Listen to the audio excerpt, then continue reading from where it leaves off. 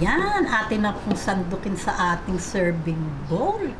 Talaga naman pong yummy. O, daming bilo-bilo.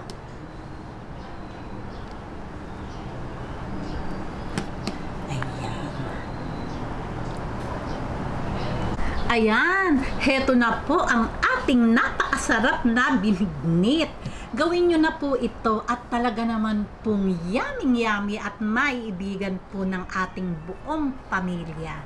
O, tingnan nyo naman, talaga namang itsura pa lang, talagang katakam-takam na. O, paano po?